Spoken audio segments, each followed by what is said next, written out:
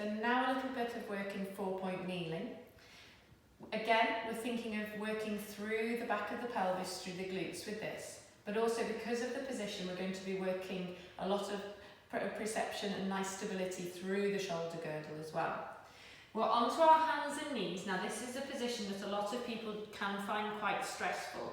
So, few choices that you can do to change and see if it helps you, especially around the wrist, is have the hands slightly forwards of your shoulders so they're not directly under, you're not too flexed at the wrists. You could come onto your knuckles. You could use your towel and have it folded so that you've got a little bit of softness underneath the hands, or even, for part of it, come down onto your forearms there. I'm going to work in 4-point kneeling, so hands forwards of my shoulders, knees underneath my hips, and we want to set our neutral position where we're thinking of having a length through the base of the spine. So a good way to do that is to do our cat stretch. Tucking your tailbone under to arch and dome into that stretch, then tilting forwards, allowing the shoulder blades to come together and dipping down through the spine. Keeping the eyes though, looking at that imaginary line between your thumbs on the mat. So don't push the chin forwards. And again, we'll move between those two positions, feeling that mobility through the spine as much as we can, but also then using it to stop into our neutral position, which is halfway between as curved up and as sunk down as we can.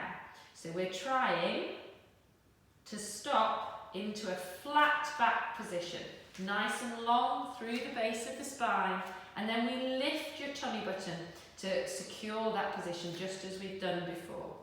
Shoulders are slotted down and the chin stays tucked in.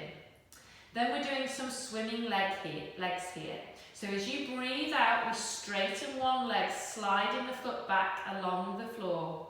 And then we fold that knee to come back in. Over to the opposite, straightening the opposite leg, sliding that leg away, folding the knee to come back to the centre. Ideally, we want to keep the shoulders and the neck as stable as possible. I know I keep turning to look towards you, but you keep your eyes looking down to the mat. And we want to keep that pelvis as level as possible. So the standing, stationary leg stays vertical to the floor. We're not rocking or dipping side to side. And again, we'll alternate that side to side. So it's very functional, like that walking action. One leg, then the other. Up to your 10. Take a pause and then repeat. If this feels okay, a progression then is once the leg is straight, we lift that leg to lift in line with the body. So the knee lengthens away, we squeeze to lift, and then we fold to come back down. Trying to keep that, little dip by me, trying to keep that tummy lifted. Don't take your arms away as I've done there, but trying to keep that tummy lifted to keep the stability across the pelvis.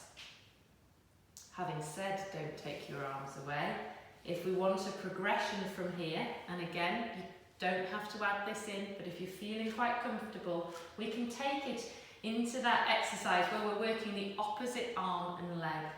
So, centre is set, spine is long, drinks tray placed across the base of the back here. And as you breathe out, we slide the leg away as we lift the opposite arm. So it's in a diagonal. Again, you could keep the foot down to the mat. You could keep the hand down to the mat to start off with. But then as you become more comfortable, we can take it into that challenge where we're starting to lift opposite leg and arm, working through that posterior sling of muscle in that diagonal between opposite shoulder and hip, alternating side to side. Again, up to a maximum of 10. If you need to stop before, please do. Once you've stopped, as long as you're comfortable at your hips and knees, sink back into that pose of the child and just let those arms reach away, nodding your chin to really lengthen and stretch through the spine. Again, this might be a point that you'd like to pause the video to repeat maybe another set. And then again, have a nice sink into that pose of the child and see if you can hold that for a good 30 seconds before coming to rest.